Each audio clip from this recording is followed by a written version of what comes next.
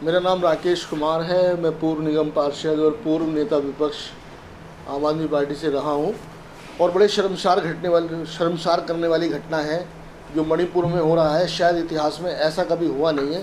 जिस तरीके से 2 महीने से बराबर एक आदिवासी कम्युनिटी के ऊपर जो हमले हो रहे हैं, जो बलात्कार हो रहे हैं, जो उनके लूटा जा रहा है, घरों को जलाया जा रहा है, मर्डर किए जा रहे हैं, ये शर्मसार करने वाली घटना है। और इससे भी ज़्यादा अफसोसजनक बात ये है कि हमारे देश का प्रधानमंत्री, हमारी सरकार चुप्पी साधे हुए है। 2 महीने तक उसने कोई संज्ञान नहीं लिया। जब ये वीडियो मीडिया में आया तब चर्चा होती है, जबकि हमारे देश के प्रधानमंत्री नरेंद्र मोदी को और अमित शाह जो हमारे होम मिनिस्टर हैं, उन्हें पल पल की खबर है। और एक प्रायोजित हिंसा है, मैं तो यही कहूँगा, जिसमें शासन प्रशासन सबकी मिली जुली साजिश के तहत मणिपुर के साथ जो आदिवासी कम्युनिटी है उसके साथ ये अत्याचार हो रहा है और बराबर अत्याचार हो रहा है। और उसके ऊपर प्रधानमंत्री का कोई स्टेटमेंट भी नहीं है, पार्लियामेंट के अंदर कुछ बोलते नहीं है, पार्लियामेंट चल नहीं रही है। तो मैं तो वैसे तो देश पूरी तरह जानता है कि दलित विरोधी सरकार है। ये भारतीय जनता पार्टी के लोग, जो बीजेपी सरकार है, ये हमेशा ये अम्बेडकर के विरोधी रहे हैं, दलित समाज के विरोधी रहे हैं, आरक्षण के विरोधी रहे हैं। सभी चीज़ जितने भी हमारे सामाजिक न्याय के खिलाफ ये लोग हमेशा रहे हैं। राकेश जी, जिस तरीके से प्रथम नागरिक हमारे राष्ट्रपति हैं मुर्मू जी, वो भी आदिवासी हैं जी, लेकिन वो भी संज्ञान नहीं ले रही हैं। ये उससे भी ज़्यादा शर्मनाक बात है कि देश का राष्ट्रपति आदिवासी समाज से है और वो इस पर संज्ञान नहीं ले रहा है। ये तो बहुत ही चिंताजनक बात है और इसे शर्मसार करने वाली कोई घटना नहीं है कि अगर राष्ट्रपति भी चुप्पी साधेगा तो हमें यही लगेगा कि लगता है कि भारतीय जनता पार्टी के प्रतिनिधि के तौर पर एक राष्ट्रपति भी काम कर रहा है, इसलिए अपने समाज की आवाज़ भी नहीं उठा पा रहे हैं। तो ये बहुत ही शर्मसार करने वाली घटना है कि राष्ट्रपति जी की चुप्पी जो है इस देश के जो सामाजिक न्याय के आंदोलन वाले लोग हैं, जो लोकतंत्र के लड़ने वाले लोग हैं, उनके लिए बहुत चिंता का विषय है कि एक आदिवासी समाज से एक महिला राष्ट्रपति है और उसके रहते ये सारे अत्याचार, बलात्कार, मर्डर हो रहे हैं, घरों को जलाया जा रहा है। ये शर्मसार करने वाली घटना है जिस पे हम लोग बहुत चिंतित हैं। और मैं तो यही कहूँगा कि पहली नज़र के अंदर मणिपुर की सरकार को बर्खास्त करना चाहिए। ये जन विरोधी सरकार है, आदिवासी विरोधी सरकार है, जिसको 1 मिनट भी बने रहने का अधिकार नहीं है। और इसके साथ साथ होम मिनिस्टर का भी मैं इस्तीफ़ा मांगता हूँ, क्योंकि वो देख रहे हैं 2 महीने से, उनको बराबर रिपोर्ट मिल रही है, क्योंकि वो देश के होम मिनिस्टर हैं। लेकिन वो सब चलने देना चाहते हैं कि ऐसे ही चलता रहे, देश में आग लगती रहे। सारा देश जानता है दलित विरोधी हैं, क्रिश्चियन विरोधी हैं, आदिवासी विरोधी हैं, मुस्लिम विरोधी हैं। ये सारा देश जानता है। ये सरकार जो है, अगर ये सब, मैं ज़्यादा कुछ नहीं कहना चाहता कि हमारा हृदय बहुत ही परेशान है। कहते हैं कि अब बहुत मुश्किल हालात से हम लोग गुजर रहे हैं, पूरा देश का दलित समाज गुजर रहा है, बुद्धिजीवी लोग भी गुजर रहे हैं। राकेश जी, देखा जाए जिस दिन नई संसद का उद्घाटन हुआ उस दिन जो है तमाम पहलवान जो है, महिला पहलवान जो है, धरना प्रोटेस्ट कर रहे थे। उनको जूतों की बूट के नीचे जो कुचला गया। एक तरफ भाजपा कहते हैं कि बेटी बचाओ बेटी पढ़ाओ का नारा देती है और बेटियों के साथ ही यहाँ शोषण और अत्याचार हो रहा है। और देखा जाए उस बलात्कारी को जो है क्लीन चिट मिल जाती है। क्या लगता है इस देश की बेटियों का भविष्य सुरक्षित है भाजपा राज में? जी, पूरा देश देख रहा है कि हमारे देश की बेटियां कहाँ हैं। और ऐसी बेटियां जो अंतर्राष्ट्रीय स्तर पर जिन्होंने देश का नाम रोशन किया है, एक से गोल्ड मेडल लेने वाली जो हमारी महिला पहलवान थी, उनके साथ कितना अत्याचार हुआ है, उनको जूतों से कुचला गया है, उनको आज तक दबाया जा रहा है। उसके जो केस है, उस केस के अंदर आज तक गिरफ्तारी नहीं हुई है ब्रजभूषण तिवारी जी की।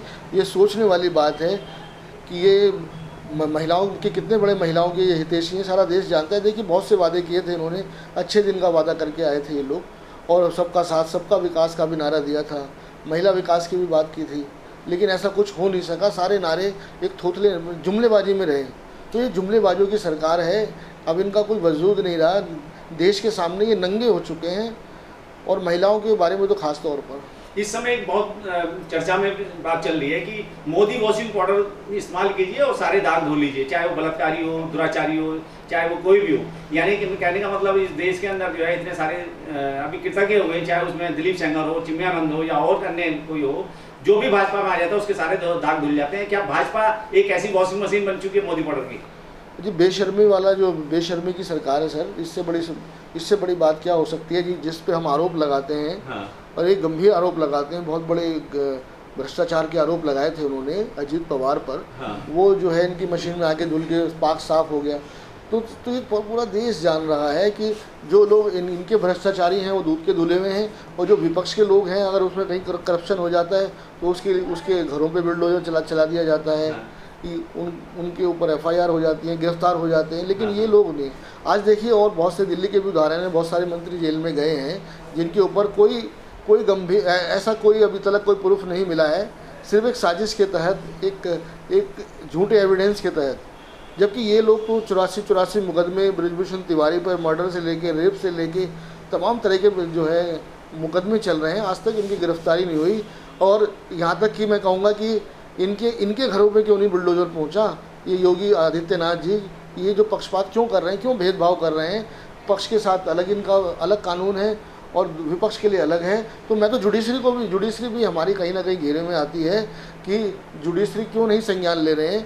अगर योगी आदित्यनाथ उन्होंने जुडिशरी को भी अपने हाथ में ले लिया है और उनके ऊपर उनके कामों के ऊपर कोई रोक नहीं लगाई जा रही है। हम तो सुप्रीम कोर्ट ही एक सुप्रीम कोर्ट से ही हम थोड़ी सी आशा करते हैं कि ये जो योगी आदित्यनाथ की उत्तर प्रदेश में सरकार है, जो कि भेदभाव करती है लोगों से, और जो कि अपने विपक्ष के लोगों के घरों पे बिल्डोजर चलाना या जो भी जैसी घटनाएं हुई हैं, तो ये तो जुडिशरी को अपने हाथ में लेने वाली बात है। आपको रोकते हुए एक और बड़ा महत्वपूर्ण सवाल है, जब संजय सिंह जी तमाम इनके भ्रष्टाचार का खुलासा करते हैं, उनको भी कहीं ना कहीं टॉर्चर किया जाता है, मानसिक रूप से प्रताड़ित किया जाता है, उनके साथी मित्रों को नोटिस भेज दिए जाते हैं।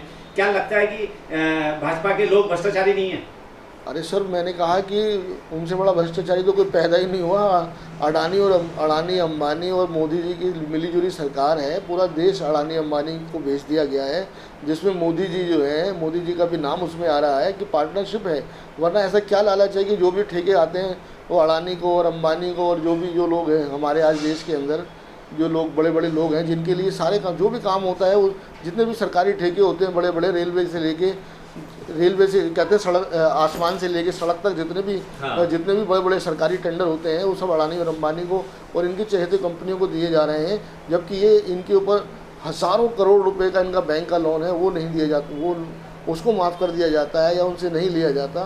तो एक बहुत गंभीर मैटर जी। देखो, अपनी सरकार को बचाने के लिए और सरकार को मनाने के लिए एक जुमला और छोड़ दिया है, और जुमला क्या, अभी उस पर संज्ञान नहीं लिया जा रहा कि अगर माथे पे बिंदी नहीं होगी और मांग में सिंदूर नहीं होगा, गले में मंगलसूत्र नहीं होगा, आजकल के बाबा हमारी बहन बेटियों को खाली पिलावट का दर्जा दे रहे हैं, कोई संज्ञान नहीं लिया गया, उस पर एफआईआर भी नहीं कराई गई है। देखिए, मैंने कहा देश में तानाशाही चल रही है, देश में लोकतंत्र खत्म होने वाला है, देश में संविधान खत्म होने वाला है, क्योंकि ये सब कुछ हो रहा है और इस पर कोई एफआईआर नहीं कर पा रहे हैं। या जो भी आपने जो सवाल उठाए हैं, तो वो तो बड़े गंभीर है। मैंने कहा देश के अंदर जो माहौल है ना, उसे तो यही लगता है कि देश के अंदर एक तानाशाही का माहौल है, देश में लोकतंत्र और संविधान की अब बस देखने, अब नाम मात्र के लिए संविधान रह गया है, इम्प्लीमेंट तो कोई हो नहीं रहा ना। कानून आप लोग विपक्ष में देखिए, हमारे हाथ में देखिए, जो दिल्ली जो लॉ एंड ऑर्डर के जिम्मेदार हैं, दिल्ली पुलिस या जो भी पुलिस महकमे जहाँ पे भी घटनाएं होती हैं, वो तो उसके अंदर तो सेंट्रल गवर्नमेंट ही है ना। पुलिस सेंट्रल गवर्नमेंट, हम दिल्ली की बात करें तो दिल्ली में तो पुलिस जो है सेंट्रल गवर्नमेंट के हाथ में है, एलजी के हाथ में है, और जो स्टेटों के अंदर है वहाँ की अलग स्थिति है। तो ये तो हम तो विरोध है, हमारा विरोध है ये जो हो रहा है, हम इसकी निंदा करते हैं और कार्रवाई होनी चाहिए, एफआईआर होनी चाहिए, गिरफ्तारी होनी चाहिए। अच्छा, संजय सिंह जी आखिर में चलते संजय सिंह जी के ऊपर तो ईडी ने माफ़ी मांगी है। तो हालांकि तो मुझे लगता है कि संजय सिंह से बड़ा कोई दुश्मन होगा नहीं उनका पार्लियामेंट में, क्योंकि पार्लियामेंट में जितने भी जन विरोधी सवाल होते हैं उनके ऊपर उनकी आवाज़ बाकायदा बुलंद होती है और उनको वो एक तरीके से सत्ता पक्ष को नंगा कर देते हैं। तो वो आए दिन उनको, अब देखिए पूरे मानसून सत्र से उनको बाहर कर दिया गया। डेमोक्रेसी में ऐसा थोड़ी होता है। ये कोई मणिपुर के ऊपर आवाज़ उठाने के लिए इतनी बड़ी सज़ा उनको कि मानसून सत्र से आप बाहर कर देंगे, तो आप क्यों पार्लियामेंट चला रहे हैं? बंद कर दीजिए इसको भी, पार्लियामेंट पूरी स्थगित कर दीजिए ना। ये संजय सिंह के ऊपर ही क्यों आरोप लगा रहे हैं? सारा सभी तो लोग विरोध कर रहे हैं, सभी तो इसमें सिर्फ मात्र संजय सिंह के ऊपर ही क्यों तलवार लटकी है? उन्हीं को क्यों बाहर किया जाए? तमाम विपक्ष जो है यही बात कह रहा है। तो संजय सिंह से मुझे लगता है खास प्यार है। अच्छा राकेश जी, आखिर में चलते चलते देखे जाए 2024 का चुनाव जो है नजदीक है, और इस देश का वोटर जो है वोट की चोट के लिए जो है भाजपा के लिए क्या अपील करेंगे कि भाजपा को कैसे मुक्त करें, भाजपा मुक्त भारत कैसे? देखिए, मैं तो यही कहूँगा कि भाजपा मुक्त करने के लिए पूरे विपक्ष को एक होना चाहिए। फार्मूला एक ही है कि सत्ता पक्ष के खिलाफ, मोदी के खिलाफ एक यूनाइट कैंडिडेट हो सभी पार्टियों का।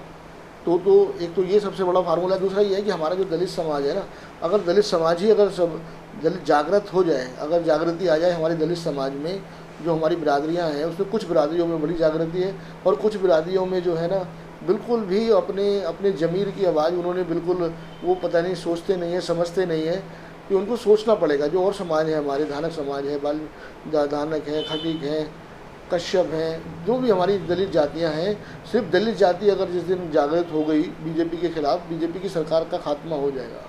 चलिए ठीक, बहुत बहुत धन्यवाद।